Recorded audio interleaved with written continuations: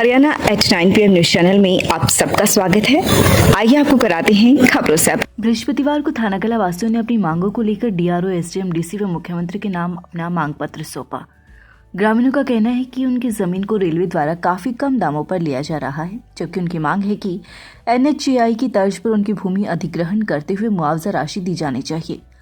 गांव सरपंच आशीष दहिया की अगुवाई में ज्ञापन सौंपते हुए ग्रामीणों ने कहा कि उनकी जमीन रेलवे बोर्ड व सरकार के द्वारा अधिग्रहण की जा रही है। जमीन अधिग्रहण की मुआवजा राशि बाजार भाव से बहुत कम है, जबकि उनकी जमीन KMP के बिल्कुल साथ लगती हुई जमीन है। नेशनल हाईवे के तहत KMP और KGP को NH का दर्जा मिला हुआ है, उनकी जमीन के बीच से होकर गुजरते हैं।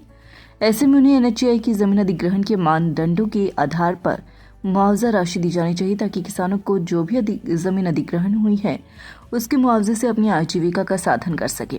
उन्होंने कहा कि यह जमीन हरियाणा सरकार पंचग्राम योजना के तहत जो 5 नए शहर बसाने के दायरे में आती है, जो कि आने वाले समय में गुरुग्राम व मानेसर को पीछे छोड़ देगी। ऐसे में उनकी मांग है कि उन्हें ज्यादा मुआवजा राशि प्रदान की जाए, जो कि हाल समय में 78 लाख है और यह बहुत ही कम है। ऐसे में इस मुआवजा राशि से किसान सहमत नहीं है।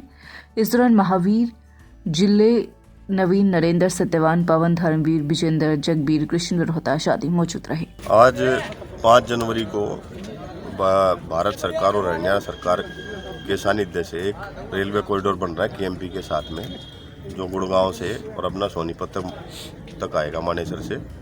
तो उसी की लैंड एक्विजिशन के रिगार्डिंग आज DRO सोनीपत और रेलवे बोर्ड के अधिकारी आए थे और अवार्ड को सुनाने के लिए आए थे।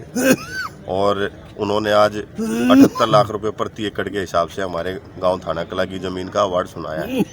और ये सारे लोग हैं जिनकी ज़मीन इस रेलवे कॉरिडोर में एक्वायर होनी है। ये लोग आए हैं, ये इस अवार्ड से ना खुश हैं, सहमत नहीं है। उसी के सिलसिले में हमने DRO साहब को, SDM खरकोदा को, उपायुक्त महोदय सोनीपत को और साथ में CM को भी असहमति जताई है, क्योंकि हमारा जो गांव थानाकला है उसमें KMP के दोनों तरफ हमारी ज़मीन है गांव की। और जो हरियाणा सरकार एक पंचग्राम योजना के तहत जो 5 नए शहर बसाने जा रही है, उसमें से एक शहर उस ज़मीन पे बसना है। और वो शहर बसने के बाद, जैसा कि पीछे माननीय मुख्यमंत्री जी भी आए थे, तो वो बता रहे थे कि भाई ये गुड़गांव और मानेसर से भी कहीं बड़ा शहर बनेगा। तो जब इतना बड़ा शहर बनेगा और जहाँ 10-10 करोड़ रुपए प्रति एकड़ का बाजार भाव है, 5 से 10 करोड़ रुपए प्रति एकड़ का बाजार का भाव है, और हमारे किसान जो हैं सिर्फ 78 लाख रुपए में कैसे उनको संतोष हो सकता है?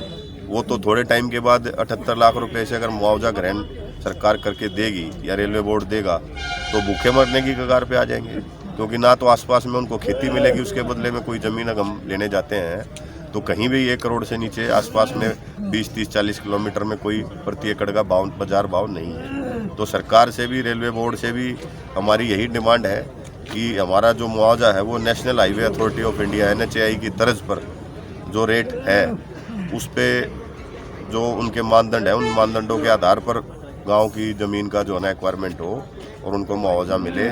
साथ में मैं पंचायत की ज़मीन का प्रतिनिधि कर रहा हूँ, तो पंचायत की ज़मीन का कोई नोटिस नहीं दिया गया, और जहाँ तक सुनने में आ रहा है कि पंचायत को इस ज़मीन का कोई मुआवजा मिलेगा नहीं। तो ये भी न्यायोचित नहीं है। सरकार से हमारी मांग है, रेलवे बोर्ड से भी मांग है कि ये ज़मीन जो हमारे गांव की है, हमारी धरोहर है, और उसी पंचायत फंड से ही हमने अपने गांव में काम कराने हैं। तो हमें जो है ना पंचायत का भी जो ज़मीन एक्वायरमेंट में जारी है, चाहे वो 1 एकड़ जारी हो, 2 एकड़ जारी हो, जितनी भी ज़मीन है उसका मुआवजा उचित भाव से साथ के साथ पंचायत को भी पैसा दिया जाए। सर, थानाकला वासियों ने आपको एक ज्ञापन सौंपा है, क्या कुछ जानकारी देंगे इस बारे में? इसमें जो इन्होंने जो ज्ञापन में लिखा है कि ये ज़मीन KMP के साथ लगती है जी। KMP में हमारा जिला सब, मतलब जैसे जहाँ ये ये रेलवे की लाइन जो निकल रही है, पलवल से निकल कर ये सोनीपत आ रही है, जिसमें गुड़गांव, पलवल और ये झज्जर, रोहतक और लास्ट में सोनीपत पड़ता है। रेलवे ने इसको कहीं भी इसको KMP को वो नहीं माना रोड है। इसके लिए मुख्यमंत्री जी से आग्रह किया था DC बहादुरगढ़ ने, मतलब DC झज्जर साहब ने, उन्होंने कमिश्नर महोदय रोहतक को इसका आयुक्त नियुक्त कर दिया, वो इसका फैसला करके बताएंगे। लाला जयनारायण धर्मशाला में निशुल्क आंखों की जांच व ऑपरेशन कैंप का किया आयोजन। वीरवार को ठाकुर जी की रसोई एवं युवा शक्ति क्लब व महाराजा अग्रसेन समाज कल्याण समिति सोनीपत के सौजन्य से वीरवार को निशुल्क नेत्र जांच व ऑपरेशन कैंप का आयोजन दिल्ली मार्ग स्थित लाला जयनारायण धर्मशाला में आयोजित किया गया। संयोजक नीरज गुप्ता ने जानकारी देते हुए बताया कि कैंप में लगभग 175 मरीजों की फ्री आंखों की जांच की गई, जिसमें अनुभवी डॉक्टरों के द्वारा 29 मरीजों को दिल्ली इंदिरा गांधी आई हॉस्पिटल में मुफ्त ऑपरेशन करवाने का सुझाव दिया गया। 29 मरीज वीरवार को ऑपरेशन के आयोजकों द्वारा गुरुग्राम भेजे गए। कैंप में मोतियाबिंद की जांच, आंखों की सामान्य बीमारियों की जांच व मुफ्त दवाई का प्रबंधन आयोजन समिति द्वारा किया गया। नीरज गुप्ता ने बताया कि हर महीने के पहले वीरवार को शिविर का आयोजन कर जरूरतमंदों को उनकी जरूरत के हिसाब से सहायता की जाती है। इसके अलावा आंखों की रोशनी को बनाए रखने, आंखों की किसी भी चोट से बचाने और आंखों की सुरक्षा को लेकर जानकारी व सलाह मरीजों को दी गई। मोतियाबिंद के मरीजों को गुरुग्राम इंदिरा गांधी आई हॉस्पिटल तक ले जाने, रहने खाने की सुविधा समिति के द्वारा निःशुल्क दी जाती है।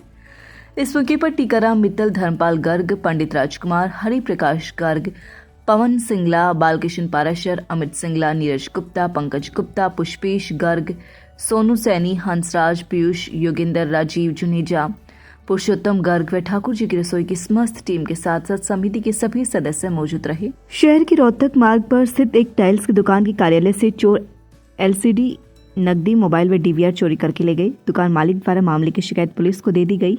शिकायत पर पुलिस ने चोरी का मामला दर्ज कर जांच शुरू कर दी है। कैलाना निवासी सुल्तान का कहना है कि उसने खरखुदा की रोहतक मार्ग पर टाइल्स की दुकान की हुई है, जहां पर रहने वाला उसका नौकर उत्तम भी रात को सोता है। सुल्तान का कहना है कि 4 जनवरी की रात को चोर उसके कार्यालय में घुसे और अंदर से 1650 रुपए की नकदी, एक एलसीडी, नौकर का मोबाइल व सीसीटीवी की डीवीआर को चोरी कर ले गए। सुल्तान का कहना है कि चोरों ने कार्यालय का दरवाजा तोड़कर घटना को अंजाम दिया। शिकायत पर पुलिस ने चोरी का मामला दर्ज कर जांच शुरू कर दी है। राजकीय कन्या वरिष्ठ माध्यमिक विद्यालय खरखुदा में 4 जनवरी 2022 को 7 दिवसीय एनएसएस का शिविर हुआ। शिविर का शुभारंभ खंड शिक्षा अधिकारी श्री सतीश शर्मा जी ने दीप प्रज्वलित करके तथा हवन में आहुति देकर किया। उन्होंने स्वयं सेविकाओं को आजादी का अमृत के विषय में जानकारी दी तथा राष्ट्र सेवा के लिए काम करने की प्रेरणा दी। कार्यक्रम की अध्यक्षता विद्यालय की प्राचार्य श्रीमती नीलम दलाल जी ने की। इस मौके पर एसएमसी प्रधान श्री आजाद सिंह जी, विद्यालय इंचार्ज श्रीमती सीमा पाराशर जी, कार्यक्रम अधिकारी प्रोमिला जी, श्रीमती ज्योति जी, श्रीमती पूनम जी, श्री सुनील जी आदि मौजूद रहे। हरियाणा में रिश्वत लेने वाले अफसरों, कर्मचारियों पर कसा शिकंजा, संपत्ति होगी कुर्क, जानिए क्या है नया नियम। हरियाणा में अब सरकार और विजिलेंस ने रिश्वतखोर कर्मचारियों और अधिकारियों पर शिकंजा कस दिया है। साल 2022 में विजिलेंस की टीमों ने 170 जगहों पर रेड करके 220 से ज्यादा अधिकारियों कर्मचारियों को दबोचा है। वहीं अब विजिलेंस ने हरियाणा सरकार के जरिए इन रिश्वतखोर अफसरों और कर्मचारियों की संपत्ति कुर्क करने की योजना बनानी शुरू कर दी है। विजिलेंस ब्यूरो के महानिदेशक का मास्टर प्लान। बुधवार को हरियाणा विजिलेंस ब्यूरो के महानिदेशक शत्रुजीत कपूर ने भ्रष्टाचारियों के खिलाफ तैयार किए गए अपने मास्टर प्लान की जानकारी दी। 2.5 गुना मैन पावर के साथ इस साल विजिलेंस ब्यूरो बड़े स्तर पर भ्रष्टाचारियों को दबोचने की तैयारी में है।